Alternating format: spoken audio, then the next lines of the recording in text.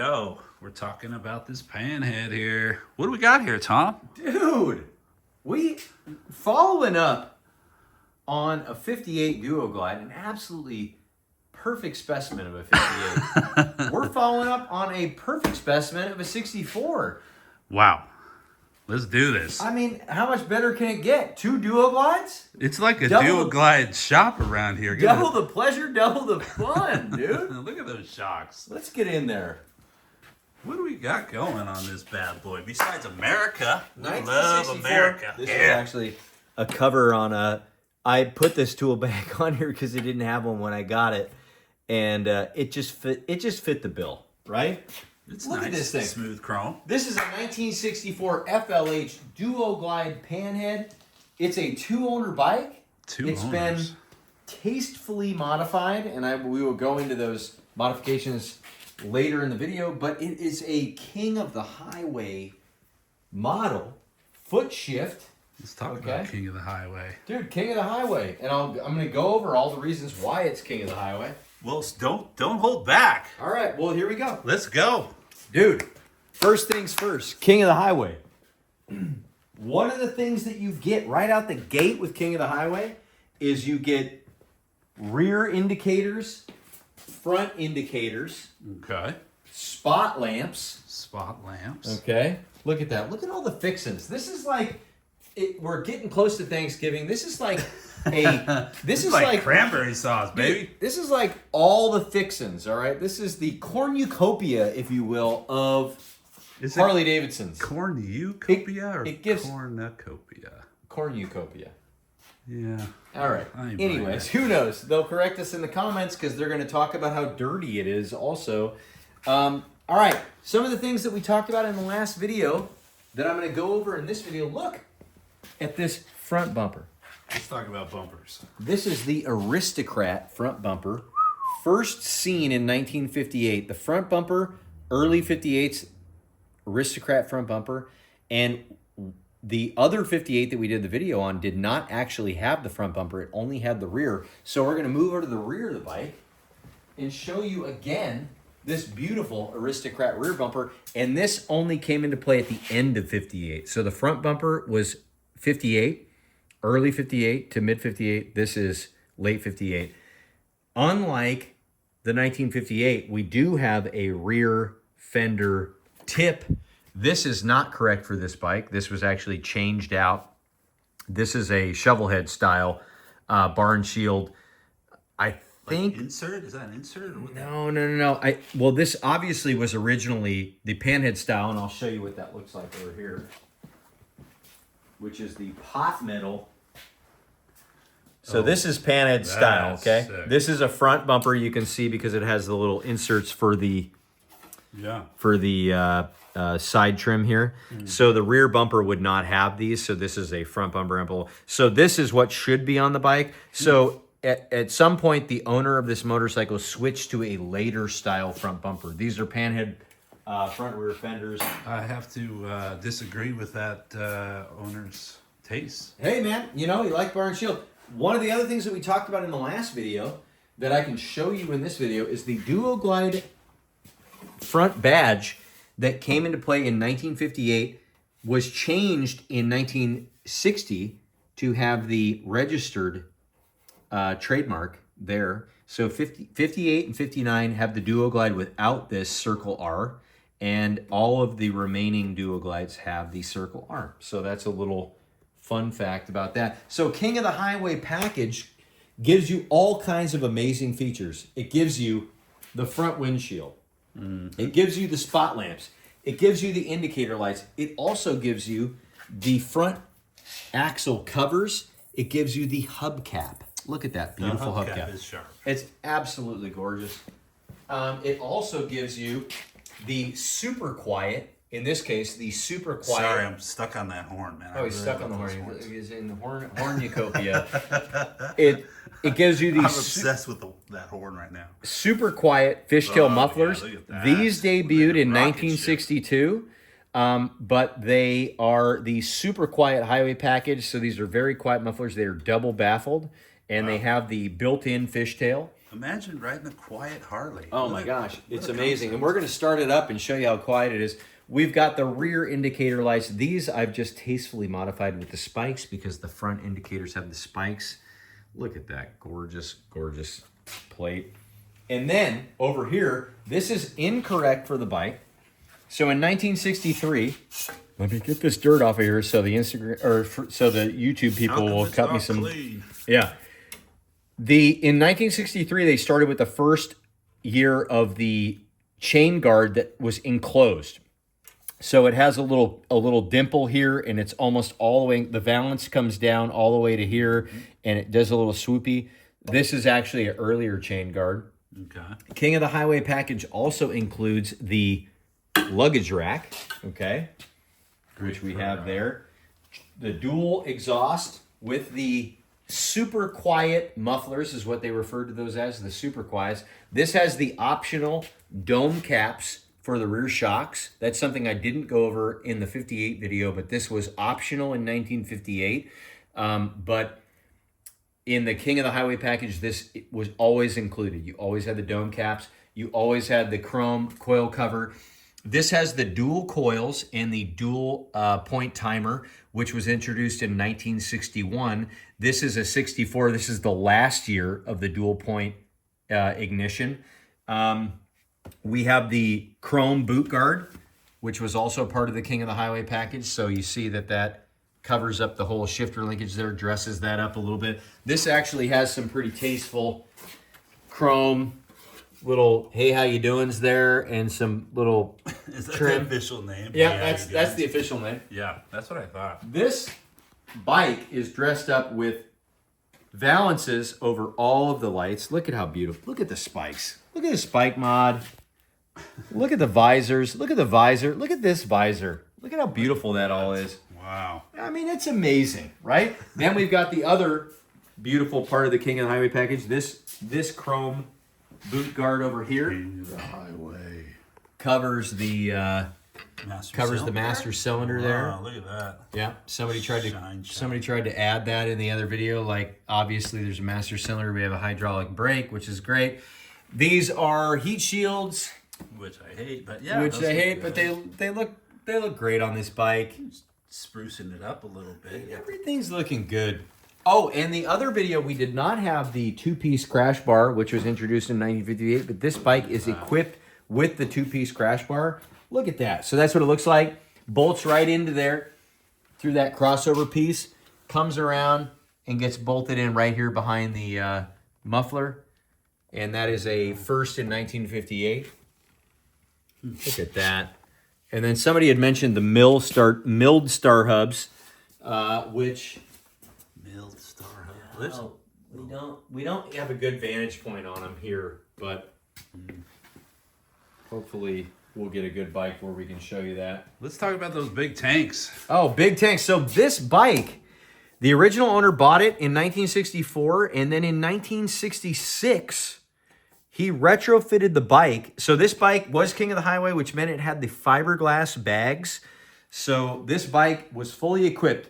It had a tour pack that he added in the 60s, or the late 60s. It also had the fiberglass bags, which started in 1962 or 1963. So they were no longer bubble bags. They were actually the streamlined fiberglass bags. This bike had all that when it was purchased. It came with the tour pack, came with all that kind of stuff.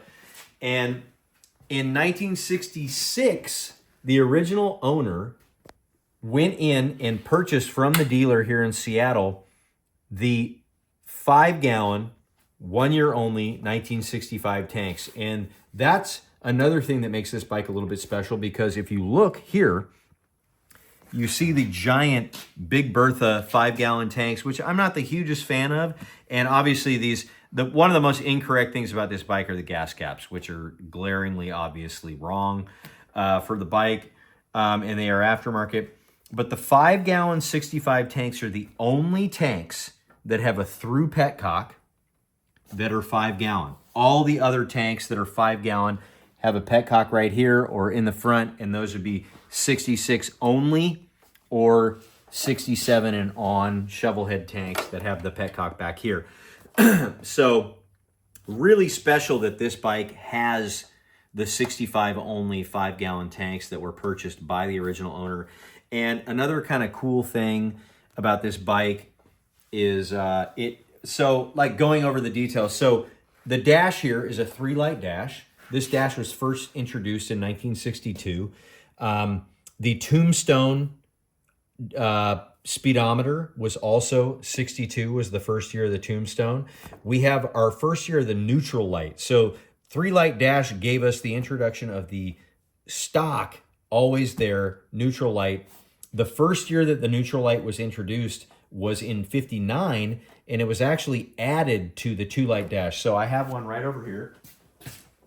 So in 59, the 2-light dash that started in 47, that ran all the way to 61, had this little jewel added in 59. And you can see they just put some self-tappers in there and did a little curly Q, drilled a hole. So 59 to 61, the neutral light, which is, you can show back here, if you can get a good shot of it, right back there, the neutral switch.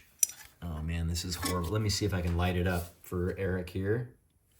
So if you look right there, that, oh man, damn it. Can you get back there with the camera? Can you get back there? Right there. Right there. Check it out. Zoom in over. Get it on the other side. Come on, you gotta want it. You gotta want this. Yeah, I see it. I can see it. Lit up. Damn it. Weird. All right. Why isn't that lit up? It's all right. very odd. Right there, because I could. It's so bright. Yeah. That we're oh, okay. There Right it there. is. All right, right there. So that is the neutral light switch. Okay, first introduced in 1959. This is the first video ever of anyone giving this a looks like shit we've about this. actually gone back in time and we're giving you like 8mm footage of it. Yeah, like the neutral switch. Yeah, there you go. So the neutral light switch was introduced in 59, and they did this add-on here. Let me turn off my light here.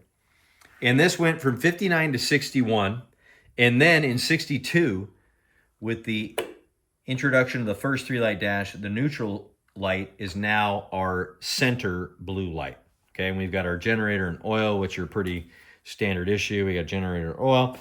And what other kind of fun things do we got to talk about in 1964? We already talked about the dual point ignition.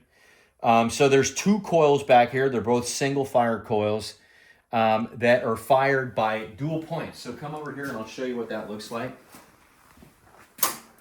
So in 61, Harley was like, you know what? We don't like that wasted spark. So what we're going to do is we're going to make this really convoluted system here that's smart. You either love this system or you hate it. I'm more on the hate side of it. But unlike all manual advanced timers where this point is timed to the front cylinder top dead center, now everything's backwards, and the front cylinder is timed to this rear point section, and the rear cylinder is timed to this front point section. So a little bit strange, but some people, you either love this or you hate it. I'm on the hate side, but whatever. Plus, I hate the clunky giant dual coil thing they got going on over there. Yeah. So in the first for 1964 are very few because most of the first came along in 1963. But we'll go over those. So in 1963, Harley Davidson finally said, why are we running all of the oil through the hottest part of the engine? And they conceded to the fact that every other engine was externally oiled, and they added this amazing external oil line right here. And what it does is it goes You're a up. fan of that, aren't you? If you know me, you know that I'm an oiler pan guy.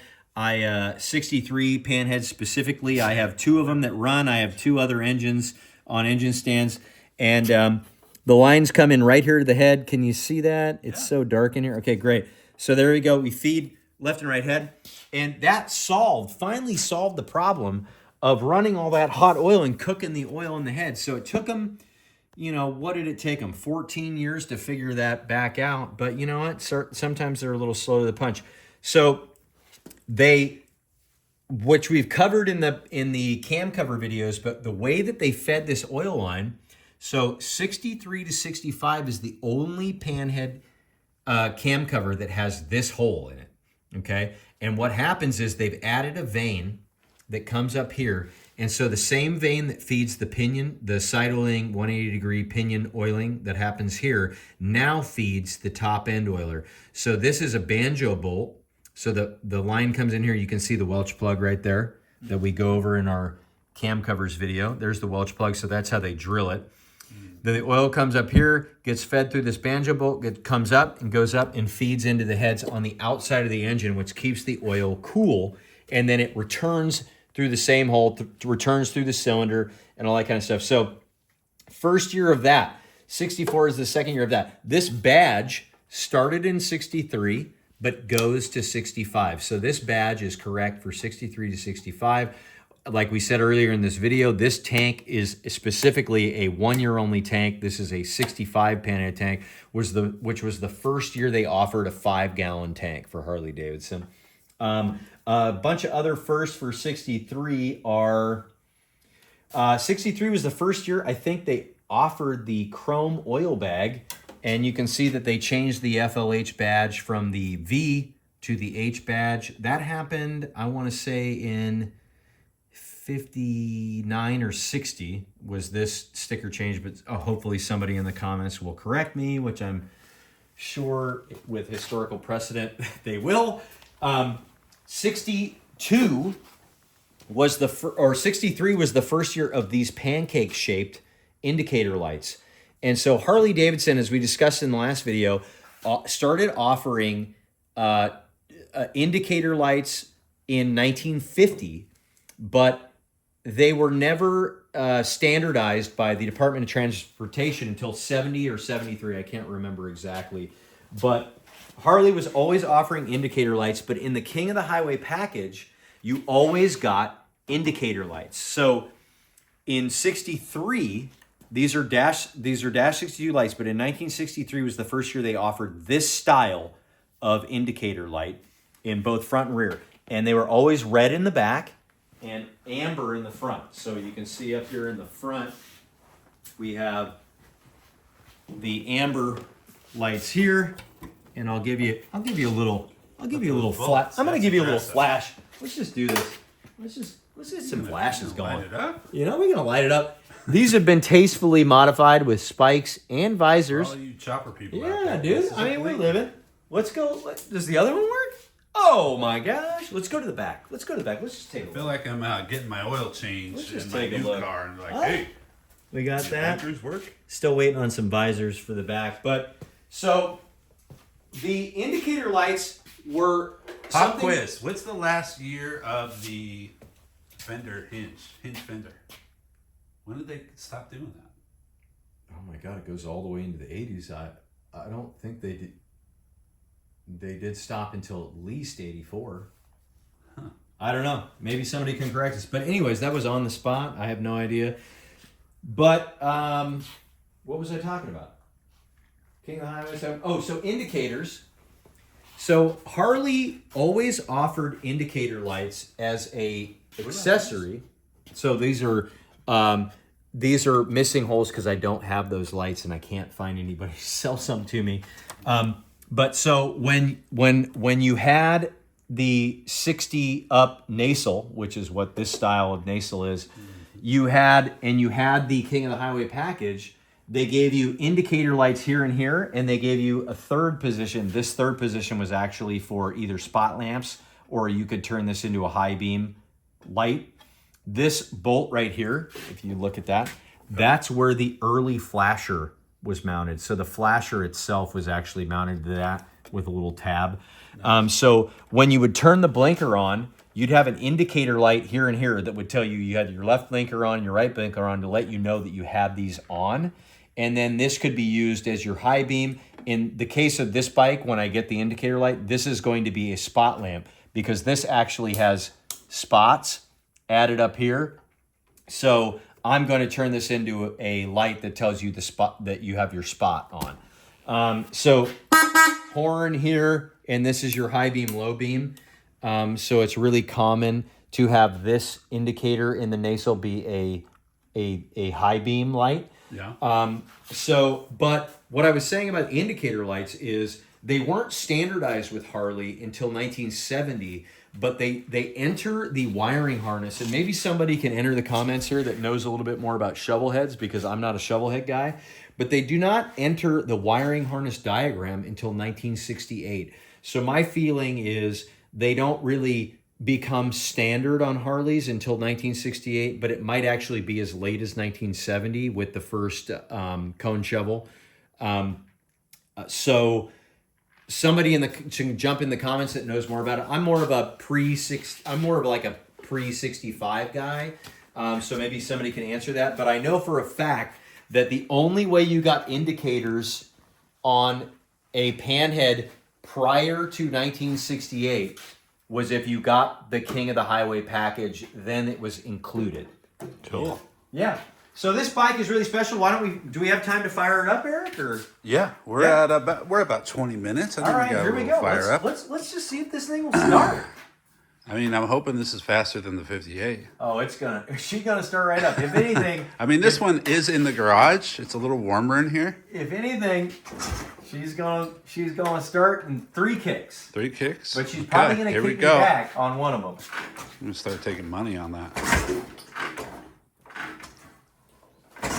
All right, here we go. All right. Well, now she beat me up. Come on, baby. Let's go. Oh. I didn't have it on.